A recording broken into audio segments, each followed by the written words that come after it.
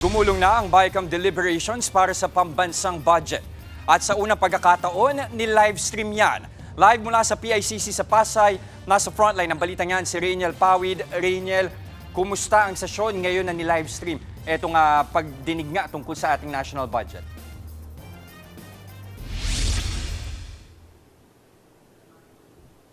Jester, paraan nga raw ito ng Senado at ng Kamara upang mapanumbalik yung tiwala ng taong bayan sa gobyerno. Nagsimula pa rin ito doon sa mga alegasyon ng korupsyon na nag-ugat naman doon nga sa pag-aproba ng national budget noong nakaraang taon. Matapos ang huling State of the Nation address ni Pangulong Bongbong Marcos, naging kontrobersyal na ang maanumalyang flood control projects. Kaya para maibsan ang agam-agam ng taong bayan sa posibilidad ng korupsyon, sa panukalang 6.7 trillion pesos na national budget para sa 2026, ini-livestream na sa pinakaunang pagkakataon ng meeting ng Bicameral Conference Committee. Dito pagbabanggain ang mga bersyon ng aprobadong budget ng Senado at Kamara. Sa BICAM meeting ngayong araw na pagkasunduan ng dalawang kapulungan ng Kongresong bigyan ulit ng pinakamalaking budget ang sektor ng edukasyon. Ayon na rin ito sa mandato ng saligang batas. Si House Appropriations Chairman at Nueva Ecija 1st District Representative Micaela Swansing, tinaguri ang education budget ang pondo ng bansa sa susunod na taon. 56.64 billion pesos kasi ang idadagdag na pondo para sa education sector. Katumbas yan ng 1.28 trillion pesos.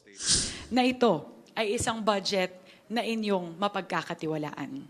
Binigyan ho namin ng malaking atensyon ang sektor ng edukasyon, malaking atensyon ang sektor ng public health at agriculture.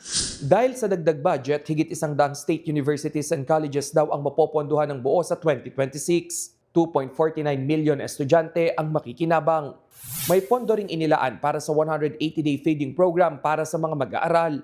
Pero hangad ni Senator Kiko Pangilinan, hopefully, from here, moving forward, maging universal na itong free meals program. Sa sektor naman ng kalusugan, 90.75 billion pesos ang idaragdag. Ilan sa mga priority health project ang subsidiya sa PhilHealth, pagpapatayo ng mga ospital at ang pagpapalawig ng zero billing para sa mga government hospital. Ang agrikultura naman may dagdag ding 53.75 billion pesos na budget.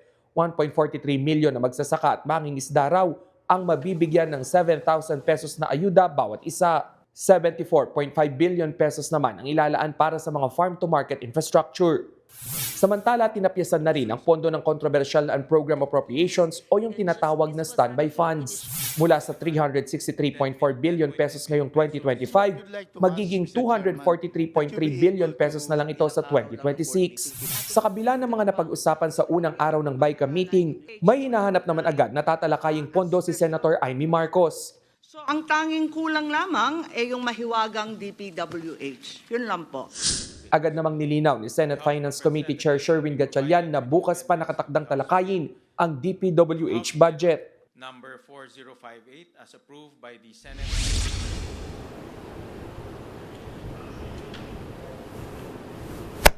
Jess, simula nga kaninang alas 2, nung magsimula itong BICAM, ay tuloy-tuloy pa rin yung pakikipagdialogo nitong Kongreso at maging nitong Senado. Malaking bahagi nga nitong napag-usapan ay tumutok pa rin doon sa sektor ng edukasyon. Kung hihimayin natin yung mga naaprubahan na kanina ay yung higit 900 billion pesos na pondo para sa DepEd at yung 138 billion pesos din para doon sa mga SUCs o State Universities and Colleges.